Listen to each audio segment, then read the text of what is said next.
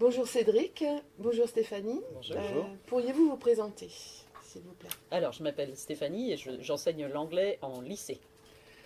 Je m'appelle Cédric et je suis professeur de breton en lycée avec des élèves de filière bilingue et des élèves débutants. Très bien. Donc je vais vous poser quelques questions concernant l'activité de compréhension orale sur laquelle nous travaillons depuis plusieurs années au sein du groupe de recherche. Donc selon vous, comment les élèves ressentent l'activité de compréhension orale qui est pratiquée en classe? Alors, l'activité de compréhension orale est l'une des plus stressantes pour les élèves et ce qu'on entend souvent de la part des débutants, c'est je ne comprends rien.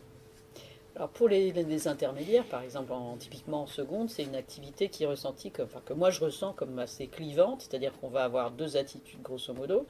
Des jeunes qui prennent cette activité comme n'importe quelle autre avec voilà, une relative, enfin, de bonnes dispositions, et ceux qui vont d'emblée se mettre hors jeu, souvent de façon assez perceptible d'ailleurs, en se reculant du bureau et en refusant de prendre des notes parce que voilà, pour eux ils sont mauvais depuis le début, ils n'ont jamais été bons et donc ils sont dans une attitude attentiste. Alors, en réalité, l'activité de compréhension orale est celle qui requiert le plus de compétences. Et c'est là la vraie difficulté. D'accord. Avez-vous toujours eu ce recul par rapport à cette activité de compréhension orale? Malheureusement, non. Bien souvent, nous sommes tentés d'évaluer la compréhension orale plus que d'entraîner nos élèves à la compréhension orale. C'est c'est une des épreuves du baccalauréat et donc on entraîne à l'épreuve, on fait toujours situation d'examen, mais on n'entraîne pas. Alors, on voit bien quand on a enseigné en collège qu'il y a quand même des entrées dans l'activité qui sont graduées, mais d'une certaine manière, on a tendance à penser que bah, une fois qu'ils arrivent au lycée, tout ça c'est acquis. Voilà. Très bien. Et puis aussi, on projette sur les élèves l'élève que nous on était, et du coup, on va avoir tendance à lui supposer des dispositions naturelles que peut-être il n'a pas.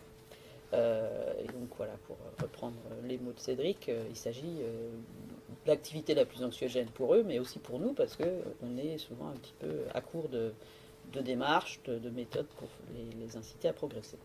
Très bien. Donc cela fait maintenant bientôt 4 ans que nous faisons partie tous les trois de ce groupe de recherche qui vise à détecter les éventuelles difficultés chez les élèves, les difficultés qu'ils rencontrent en compréhension de l'oral, et à trouver des stratégies pour les aider à vaincre ces difficultés. Y a-t-il, selon vous, des langues plus difficiles que d'autres à comprendre? Alors, les difficultés sont différentes sûrement selon les langues. Il y a des langues qui ont un vocabulaire beaucoup plus transparent. Je pense par exemple aux langues latines, l'italien, l'espagnol, où il y a un vocabulaire transparent, donc ils peuvent toujours attraper quelque chose.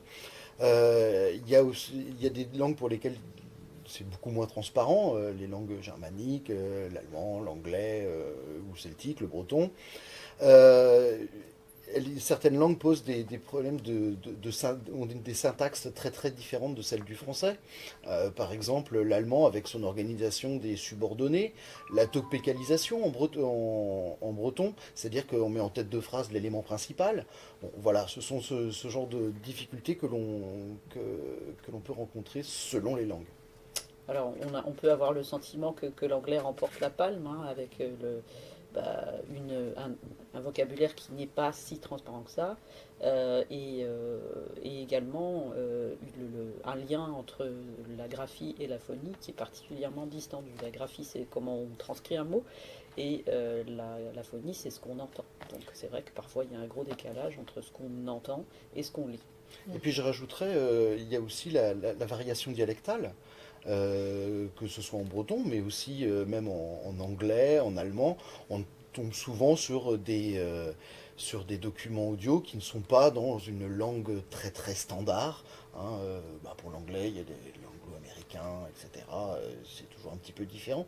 Et c'est vrai qu'il faut prendre ça aussi en compte dans l'entraînement à la compréhension orale. Et puis le fait est que tout ça, enfin toutes ces informations de nature très différente arrivent en même temps dans un flux sonore qui est continu. Et du coup, ça va produire chez les élèves un stress lié à la surcharge cognitive. Il y a trop de choses à faire en même temps.